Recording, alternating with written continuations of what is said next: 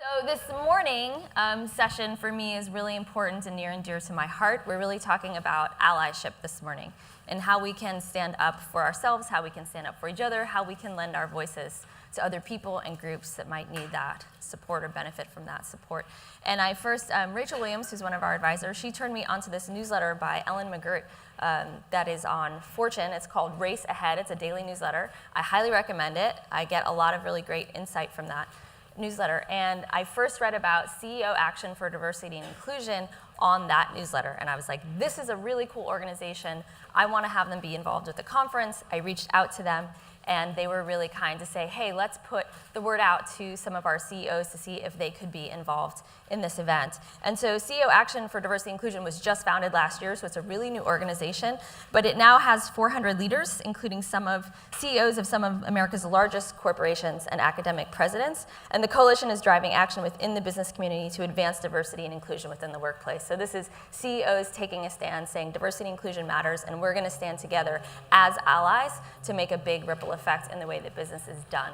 And so I find that very powerful and moving, and I'm really excited to have signatories of the CEO Action be here with us today. So the two folks that we're going to be bringing on stage right now, CEO of Symantec, and you might know Symantec from Norton Antivirus, and their products are a cybersecurity firm, and they have over 13,000 employees in over 40 countries. Greg Clark is the CEO, and he's going to be here with us today, and he's going to be in conversation with Shannon Schuyler, who's a principal and the Chief Purpose Officer of PwC. So with no further ado, I'm going to welcome them up on stage to share with you why diversity and inclusion is important in our organizations. Well, first, thank you so much for having us here. One of the things that I have certainly looked at the last couple of years, looking at the Culture Conference and being the Chief Purpose Officer of PwC, is it's all about culture. And when we think about one of the things that we focus on is our purpose at PwC is to build trust in society and solve important problems. And when our new CEO took over about 2 years ago, one of the things that was happening immediately that summer of 2016 was a lot of racial tension, was a lot of significant issues that were happening, and he said, this has to stop. And he said, CEOs have to be a part of changing the workplace and part of changing what society looks like. And for him, this was one of the most important problems that he saw. And so he reached out to several different CEOs, starting actually with his direct competitors, saying, we need to do this. And let's be clear, this isn't just companies looking at diversity and inclusion. This is the CEO. Because it doesn't start with the CEO, and if somebody just thinks you pass it off to somebody in human capital or diversity, it's not truly going to change things. We're just going to stay where we are. And so we were incredibly unfortunate to be able to have somebody like Greg in such an amazing organization as Symantec be one of our early on signatories. And so as we reached out and said, will you join this? And there's 3 parts of the pledge. The first part is that you would have a difficult conversation and continue them within your organizations. So we want you to sit down and talk to your people, find out what is really happening, find out what is causing them angst internally and externally, and have a very direct conversation. The second was to launch some type of unconscious bias training within the organization. However that looks, whatever that would feel like, but what would that look like to really have people understand that even if you think you're coming from the right place, we all are bringing biases that are causing our workplaces not to be the way they should. And the third was to share best practices. And so it was to really be out there and say, there's a lot of great programs, there's a lot of great things that people are doing, share them. Diversity and inclusion cannot be a competitive issue anymore. This is a societal issue. And so right now, for example, we have 32 companies that have unconscious bias training, and they have put it out there for free for anyone to look at, because it's not about having stuff and keeping it, it's about sharing it. And Greg, you were a very early signatory. I was. And somebody who very quickly understood that this was not just Symantec's role, but your role as a CEO, and would be interested in why were you so interested so early on? Well, I think 2 things. A diverse workforce is a better workforce on just about every metric you could ever imagine, whether it be innovation, great place to work, and it's just the right thing to do. So I would say that, when I took over at Symantec, we were combining some pretty large organizations. We had the Blue Coat acquisition, we acquired LifeLock, and we brought together a lot of new folks. And one of the things that we did right away was to say, look, we measure our stats on diversity, and they're terrible, right? They're not good enough. And so we got together and said, okay, we need to change this. And I think so in our board meeting, we just came from a board offsite, and Amy and Sylvia are here from our human resources team. And one of the things that Dan Schulman, who's our chairman, CEO of PayPal, gave me a quote that I thought was fantastic, that diversity is a measurement, but inclusion is a culture, right? And I think that was, I can't remember the person who said that. I wish it was me, okay? We're going to go with that for now. Right, but I think what we're doing now is we're trying to really, execute that talk that we've had, and we put together a bunch of things to do that. And one is really looking at the various layers of a large organization in 46 countries. Where is it not good enough, I think is important, so we have a really serious awareness.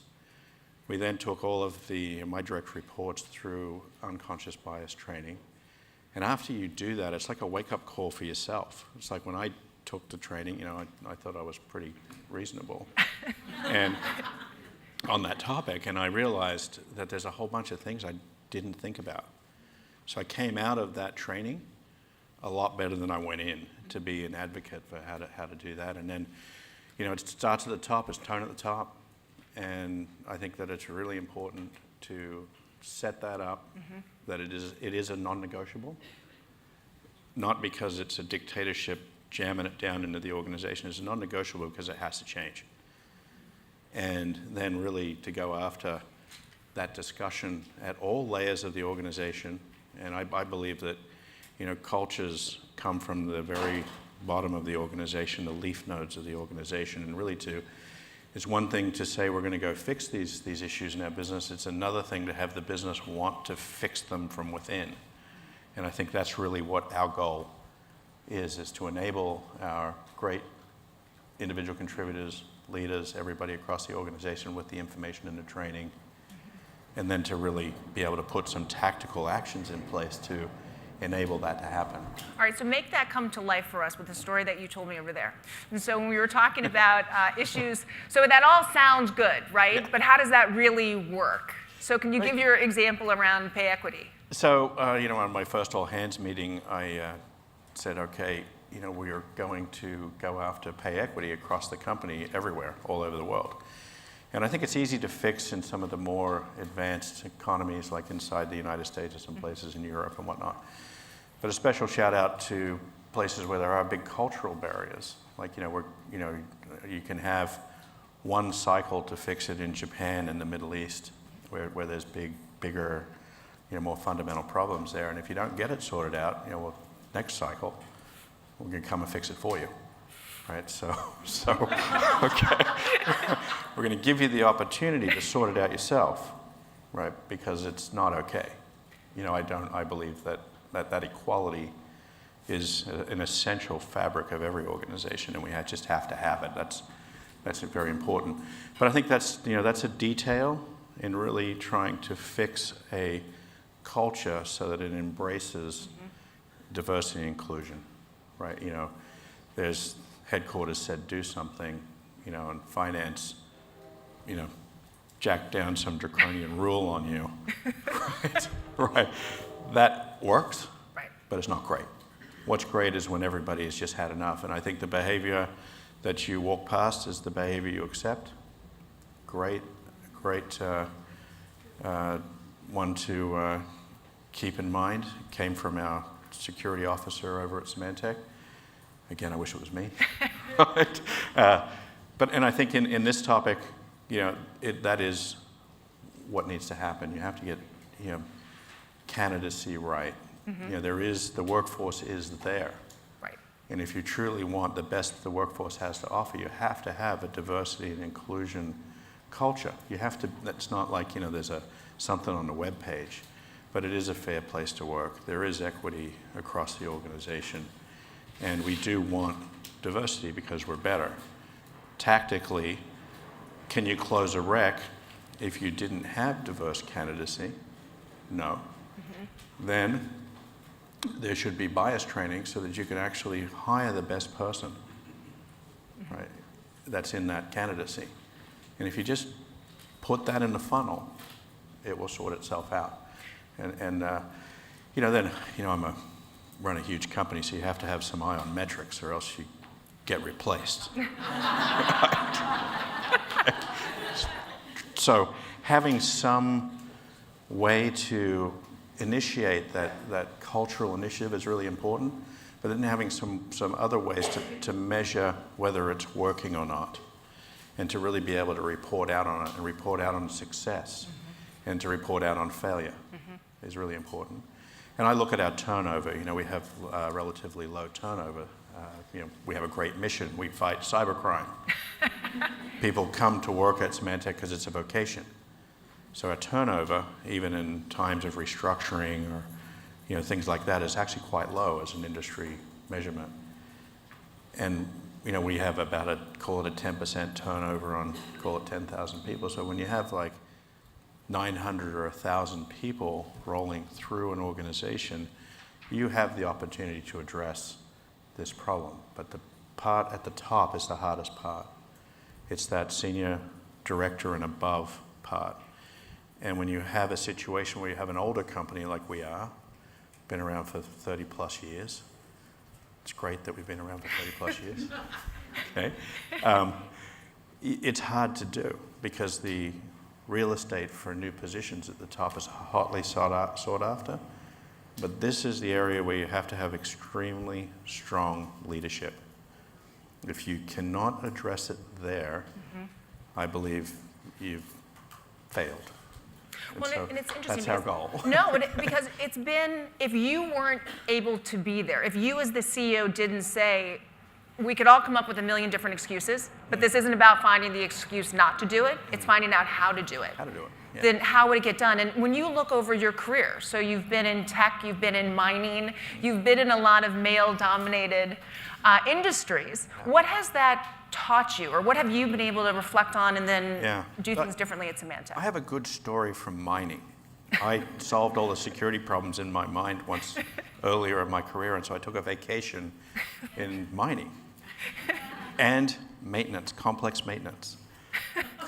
Such a vacation. Complex maintenance is a really difficult problem, okay? Because it's like, how do you take care of like Burlington Northern Railroads or the U.S. Navy? What do you do every day to keep all that stuff working? It's a really serious problem. But those are 98% male populations. They're folks who took a vocational path and not a college path. And it's a tough, beer drinking, public bar situation, right? And sometimes it's halfway up the Andes and there's 20,000 of them up there, or it's in the middle of somewhere in New Guinea, and it's not a great place, right, for gender diversity. Okay?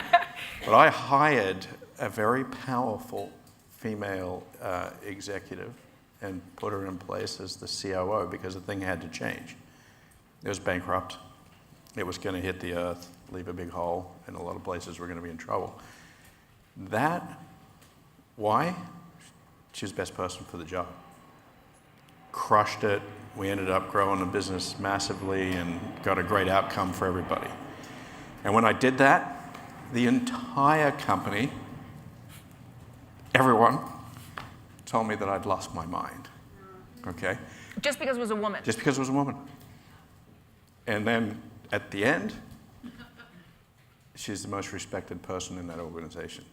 So that's just one tale of that, yeah.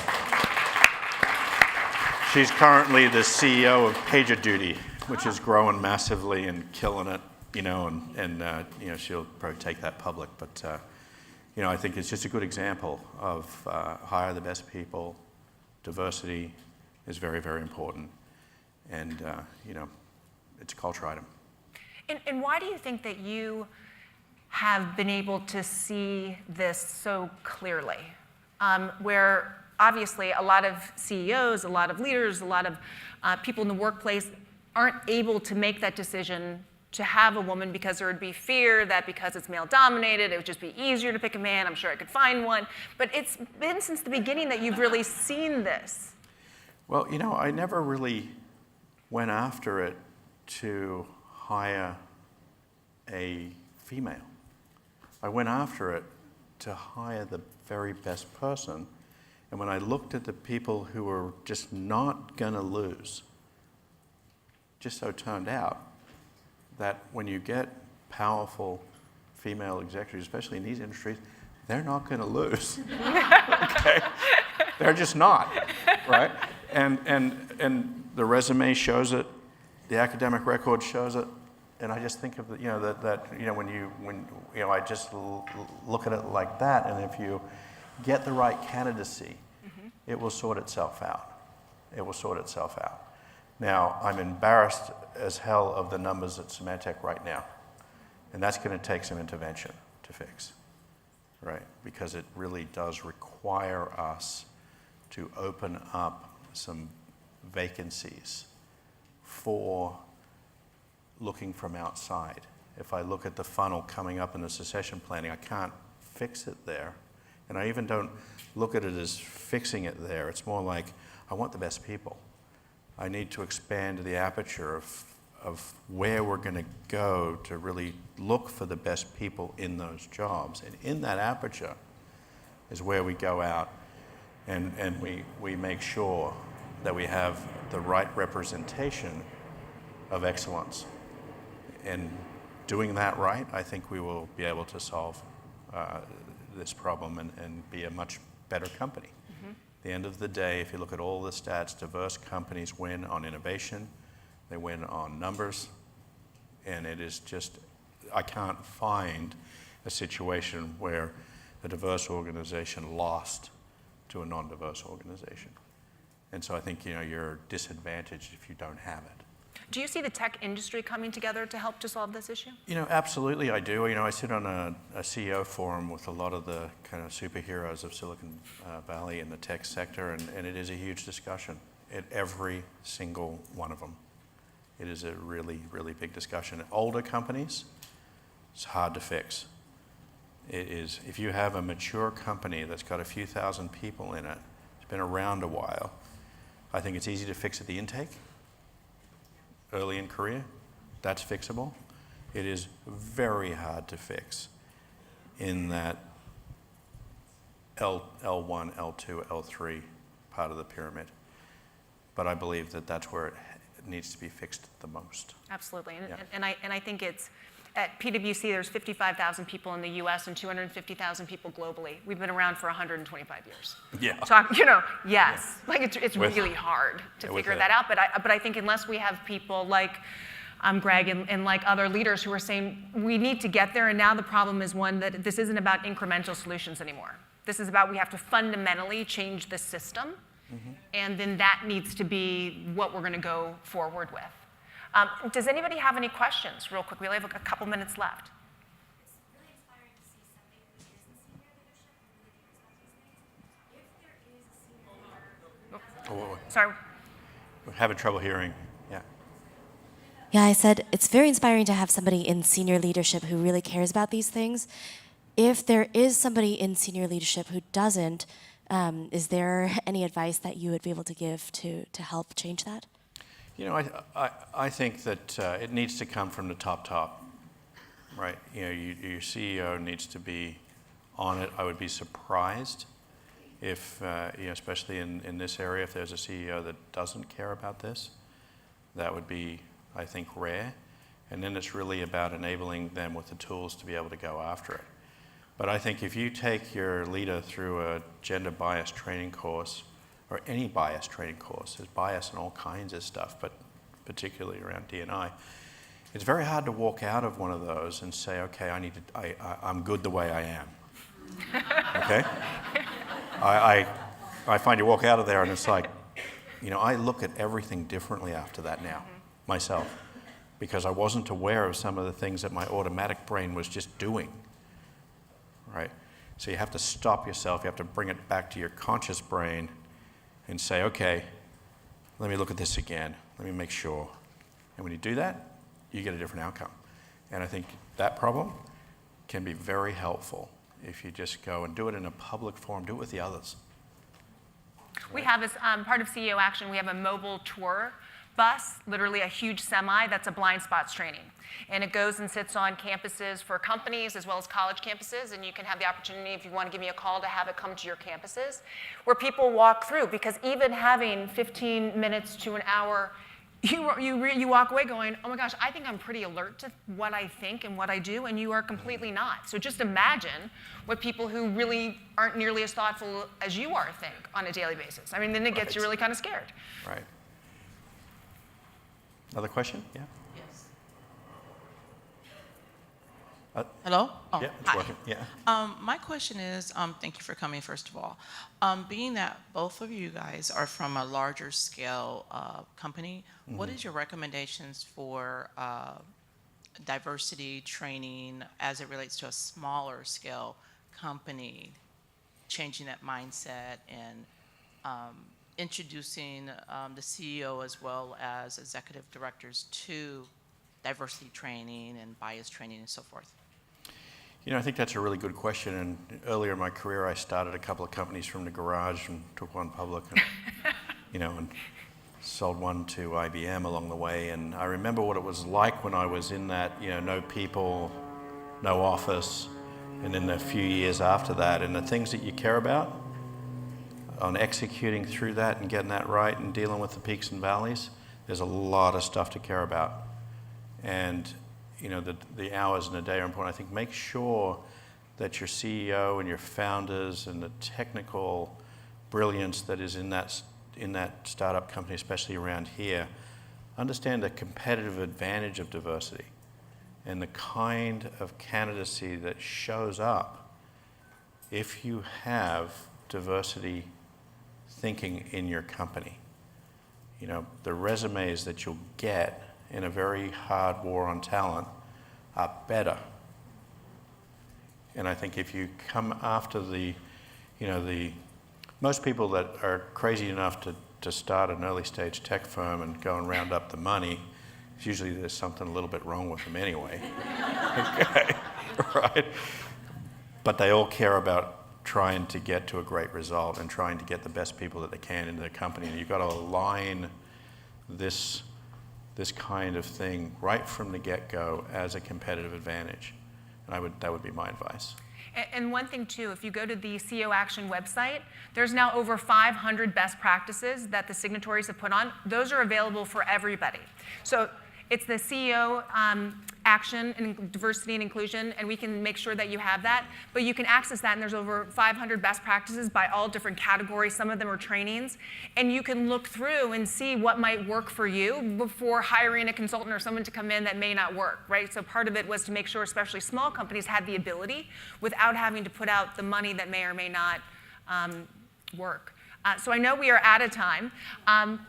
Do you have any last remarks that You know, just a shout out for PwC. I think the leadership that Tim and the team at PwC have shown the industry on this topic is stellar. And you guys should get a round of applause for that. It is.